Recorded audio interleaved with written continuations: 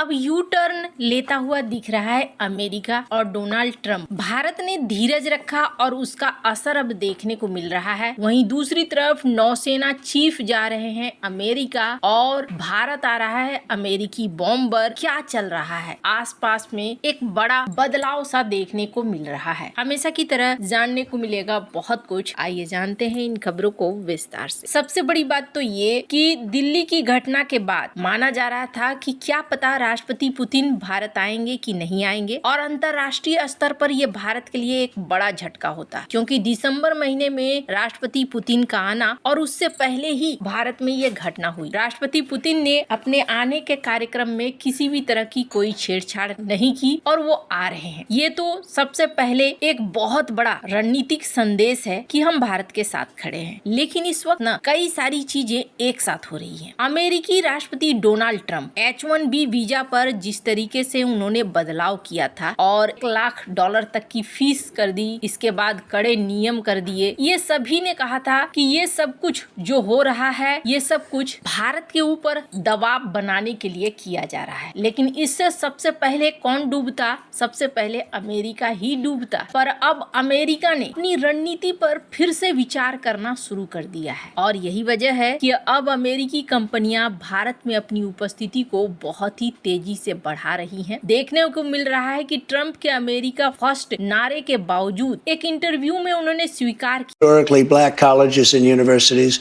would all be out of business. You would have a system of colleges and universities would so go we're down the dependent tubes. on China to keep No, our university not China, system but going? I think it's good to have. I actually think it's good to have outside countries. Look, I want to be able to get along with the world. They're not the French. They're the Chinese. They spy on us. They steal our intellectual property. What, do you think the French are better? Yeah. I mean, really? I don't know. I'll tell you, I'm not so sure. We've had a lot of problems with the French, where we get taxed very unfairly on our technology, where they put 25% taxes on American products. किया कि America में कुछ प्रतिभाओं की कमी है और विदेशों से कुशल लोगों को बुलाने की अभी जरूरत। इन्होंने इस बात को साफ साफ कर दिया। अब ऐसे में देखने को मिल रहा है कि अमेरिका की जो दिग्गज कंपनियां हैं, जो शेयर मार्केट में अपना एक बड़ा रुतबा रखती हैं, उन्होंने एक बार फिर से अपनी नीतियों को देखना शुरू कर दिया है कि किस तरीके से भारत में वो अपनी मौजूदगी बढ़ाएं और भारतीयों को हायर करें। कहा जा रहा है कि जल्द ही हो सकता है डोनाल्ड ट्रंप इस मोड में भी दिखे जहां पर वो H-1B को फिर से वापस ले आए उसी पुराने ढर्रे। वैसे अभी देखने को मिल रहा है कि भारत में कई सारी अमेरिकी कंपनियों ने अपनी क्षमताओं का विस्तार करना शुरू कर दिया है। जैसे गोल्डमैन ने बेंगलुरु में अपनी टीम दुगनी कर दी है। कई IT फर्मों ने अमेरिकी प्रोजेक्ट्स को भारत में ट्रांसफर कर दिया है। शुरू में डोनाल्ड ट्रंप ने कहा कि हम अमेरिकियों को नौकरी देंगे न कि विदेशियों, लेकिन आलोचना बढ़ी जब सिलिकॉन वैली के CEO ने भी इस बात को कहा कि प्रतिभा सीमाओं से बंधी नहीं होनी चाहिए। और कहा जा रहा है कि 2018 तक अमेरिकी अर्थव्यवस्था को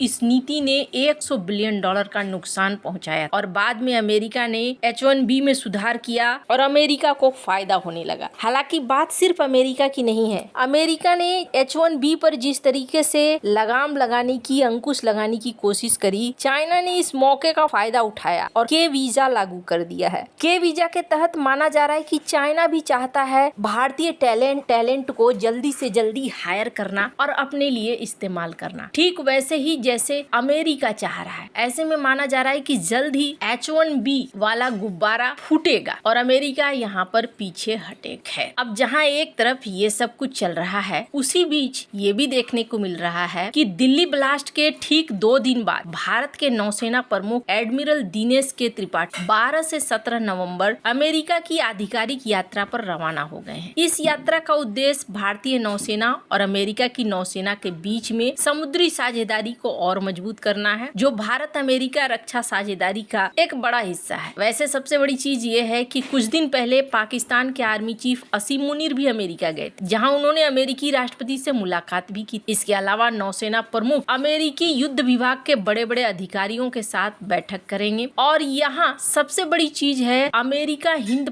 प्रशांत कमांड के commander admiral Samuel J Paparo इनके साथ और अमेरिकी प्रशांत बेड़े के commander admiral Stephen T Koehler के साथ ये मुलाकात करेंगे। अब इस मुलाकात को लेकर यही कहा जा रहा है कि रक्षा संबंधों को मजबूत करने की कोशिश हो रही है, लेकिन बहुत लोग ये भी सवाल कर रहे हैं कि आखिरकार क्या चल रहा है। एक तरफ नौसेना के चीफ जा रहे हैं, दूसरी तरफ ये भी देखने को मिल रहा है कि अमेरिकी B-1 बॉम्बर भारत की तरफ रवाना हो रहा है। क्या दोनों देशों के बीच में अब एक बार फिर से सामान्य परिस्थितियां होंगी? वैसे इसको लेकर अभी बहुत सारा संशय बाकी है। अगर आप देखें तो डोनाल्ड ट्रंप G2 की बात करते हैं, लेकिन चाइना G2 की बात नहीं करता है। अमेरिकी वायुसेना और भारतीय वायुसेना के बीच में दक्षिण भारत के ऊपर 10 से 13 नवंबर तक कल तक ये युद्धाभ्यास होगा। 10 तारीख से ही ये युद्धाभ्यास शुरू हो चुका है इंडिया यूएस एयर एक्सरसाइज के नाम से, जिसमें यूएसएसएफ के B-1 लैंसर बॉम्बर जिनकी हाई पेलोड क्षमता है, सुपरसोनिक है, लंबी दूरी पारंपरिक बॉम्बर हैं, इनके साथ भारत के सुखोई 30 MKI मिराज 2000 लड़ाकू विमानों ने भाग लिया है। सुखोई 30 MKI मल्टी रोल वाला फाइटर जेट है।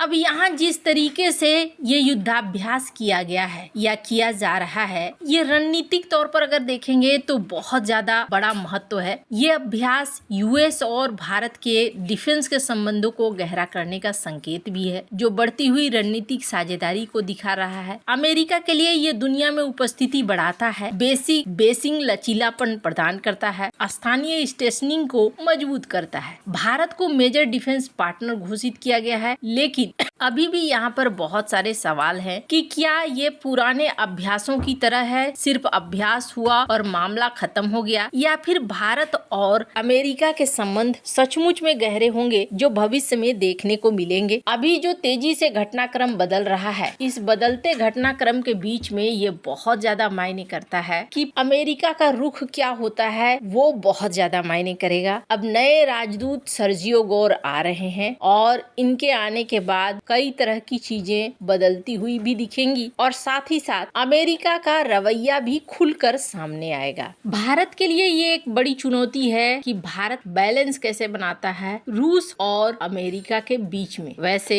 आपको क्या लगता है, क्या आखिरकार H-1B वीजा के लिए अमेरिका को अपनी पॉलिसी बदलनी होगी या फिर अमेरिका उसी चाल पर चलेगा? कमेंट कर अपनी राय जरूर बताएं। जल्द मिलते हैं अगले वीडियो में नई खबर के साथ।